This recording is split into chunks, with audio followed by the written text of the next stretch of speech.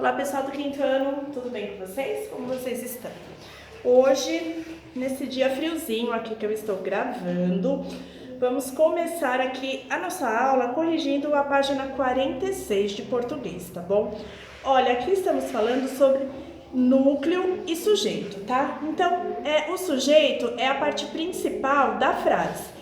E núcleo é a palavrinha principal no que a frase está se referindo. Ele vem sempre acompanhado do verbo, tá bom? Então, por exemplo, a bola é azul. Qual é o sujeito? Qual é a parte principal da frase? A bola. E qual é o núcleo? Núcleo é a parte principal aí desse sujeito, tá bom? A palavrinha-chave. Então, se o sujeito é a bola, a palavrinha-chave qual é? É o a ou é o bola? Bola, tá bom? Bom, vamos lá, olha. Releia essa estrofe. O dia acordou sem graça, nem cantou o bem-te-vi. Bem distante na planície, soluçava o jabuti. As árvores do casarão chamavam muita atenção do pequeno colibri. Sublinha as formas verbais presentes nessa frase.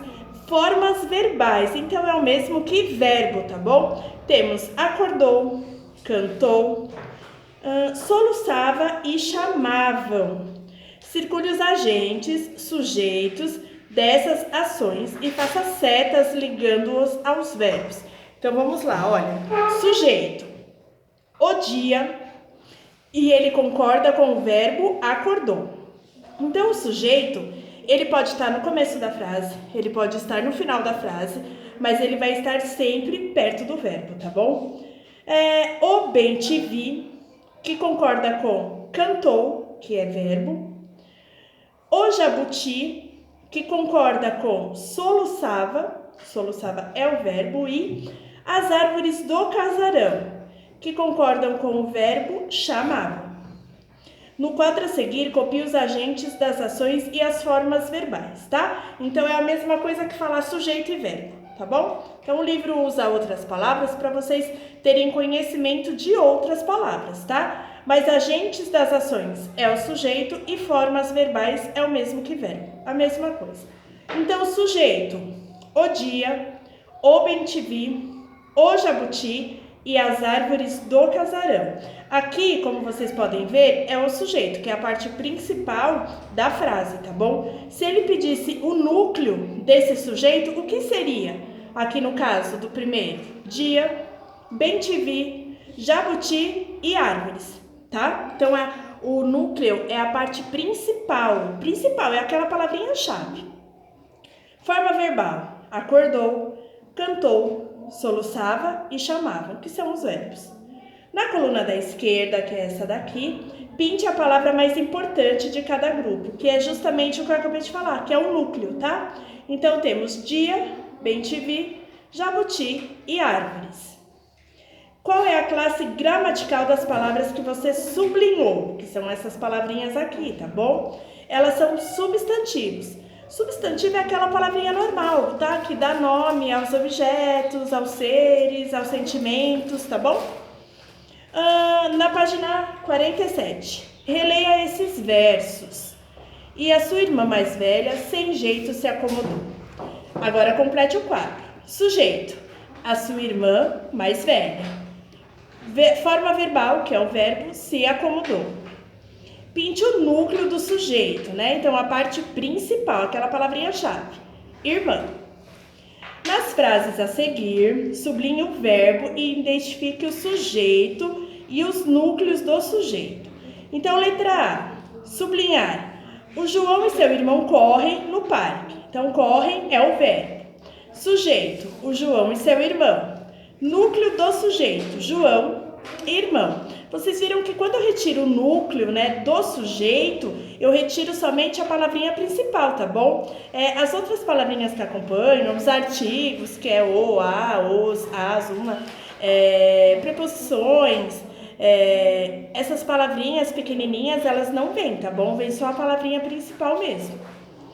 Letra B. Existirão espertos dinossauros em outros mundos? Então, eu sublinho a palavra existirão, que é o verbo, sujeito, espertos dinossauros e o núcleo, dinossauros. Letra C. Um pressentimento terrível inquietou meus pensamentos. Então, o verbo é inquietou. Sujeito, um pressentimento terrível. E o núcleo, pressentimento.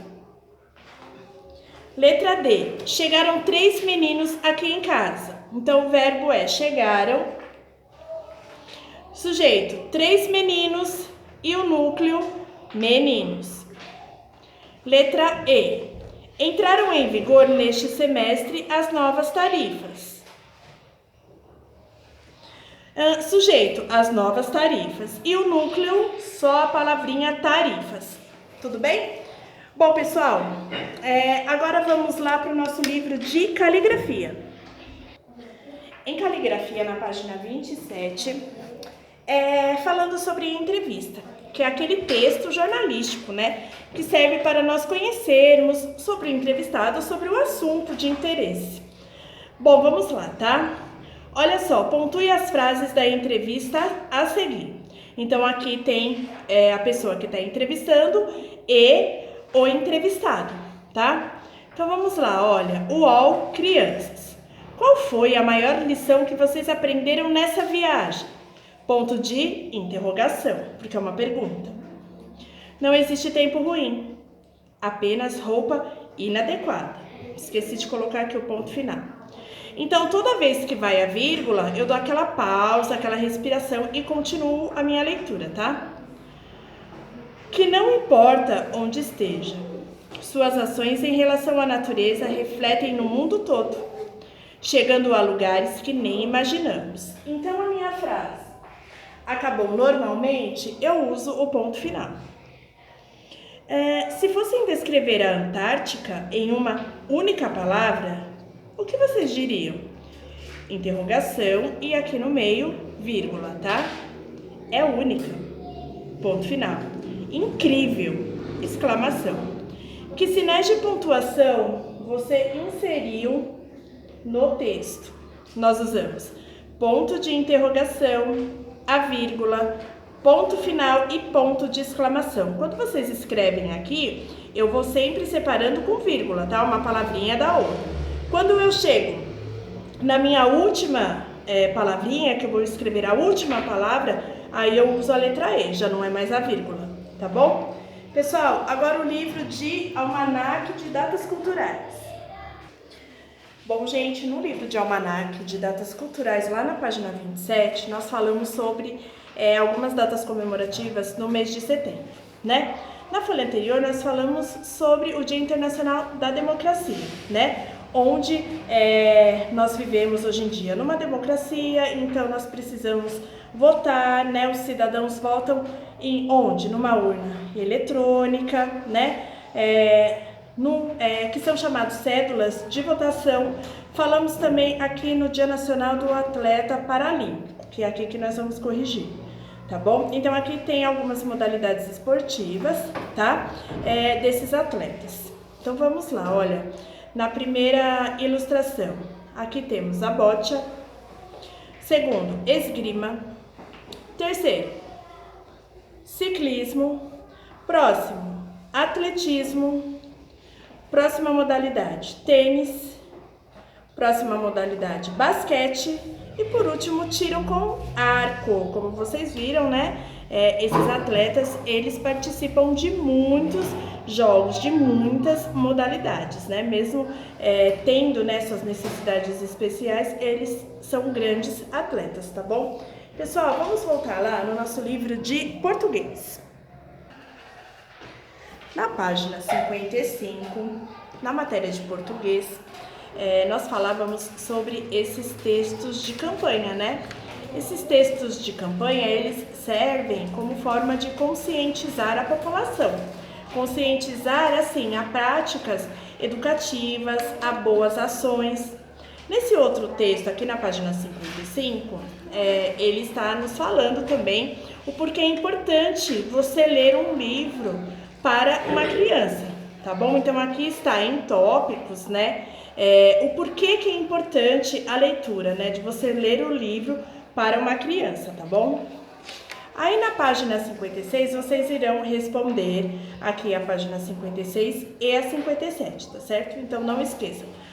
Esses textos de campanha de conscientização, eles têm o objetivo, tá, de fazer com que as pessoas entendam, né, qual é o bem-estar da sociedade, tá bom? Então essa é a finalidade desses textos, tá? Eles podem ser feitos por órgãos do governo, tá bom? Ou até por empresas particulares, tá certo? Então respondam a página 56 e a página 57. Não esqueçam, a leitura é muito importante. E um adulto ler para uma criança também é muito importante, tá bom? Pessoal, vamos lá no nosso livro de ciências.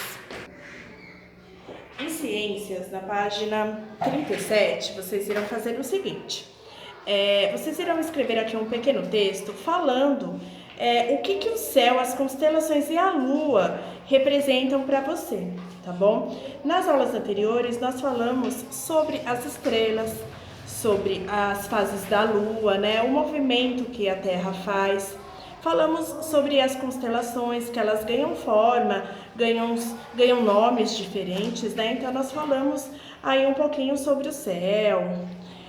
Acho que é um assunto que vocês gostam bastante, então vocês com certeza não terão grandes dificuldades para fazer esse pequeno texto. Então esse pequeno texto precisa ter pelo menos assim uns 2 parágrafos, não precisa ser nada muito grande, mas vocês irão falar o que o céu e a constelação e a lua representam para você, tá bom?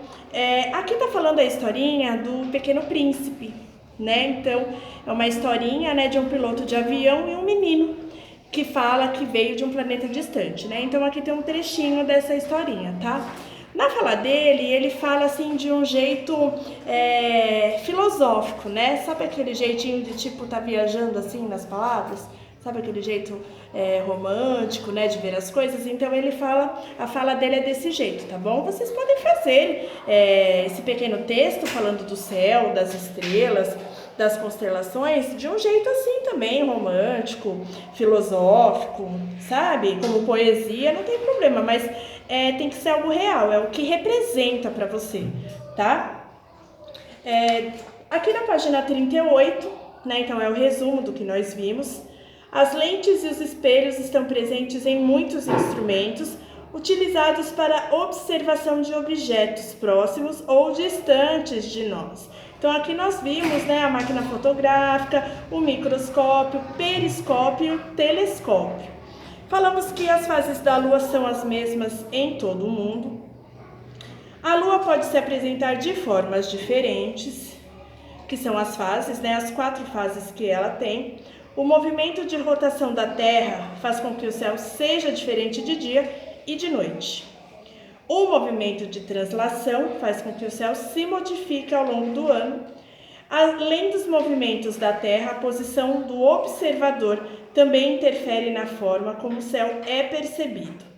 E no material de apoio, vocês têm essa folhinha aqui com a bandeira do Brasil, tá bom? E a atividade está pedindo para que vocês desenhem, né, as estrelas, as estrelinhas, que na verdade já estão aqui, né, mas vocês podem pintar, então, essas estrelinhas e responder aqui as perguntinhas, fazer uma pesquisa, responder sobre o que significa essas estrelinhas aí na bandeira, tá bom? Na verdade, elas são a unidade federativa do nosso país, tá? Mas aí vocês pesquisem direitinho as perguntinhas e respondam, tá bom? Bom, pessoal, no final dessa aula eu vou deixar um vídeo para vocês assistirem falando um pouquinho sobre as fases da Lua, tá bom? As fases da Lua são Lua nova, crescente, minguante e cheia, tá? Aí vai ter um vídeo para vocês assistirem. Agora, pessoal, para nós concluirmos a aula de hoje, vamos lá para o nosso livro de caligrafia. Página 30 de caligrafia, vamos relembrar um pouco sobre coesão. Então, coesão é aquela palavrinha que ela faz com que o texto evite repetições, né? Então, nós usamos a palavrinha ele, nele, ou a, que são essas palavrinhas que evitam, né, repetições no texto, tá bom? Então, temos aqui, olha, um textinho, né? Vamos ler, tá bom? O continente antártico possui muitas características que diferem o continente antártico dos demais. visto que o continente antártico é o continente mais frio, mais seco e o único em que não se desenvolveram sociedades humanas. As alterações realizadas no continente antártico podem resultar em consequências muito drásticas para o clima mundial. Vocês viram que no mesmo textinho, num pequeno texto, a palavrinha continente antártico, ela foi repetida algumas vezes? Então, coesão, um texto com coesão, ele serve justamente para tirar essas palavrinhas que são repetitivas e nós conseguimos substituí-las por outras, tá bom? Tipo ele, nele, nela, o, tá? Mas precisa ter sentido, então cuidado na hora que vocês começarem a escrever, tá bom? Não esqueçam de parágrafo e o ponto final, tá certo? Bom, por hoje, por essa aula, né? É isso e até a nossa próxima aula, tá bom? Tchau, tchau!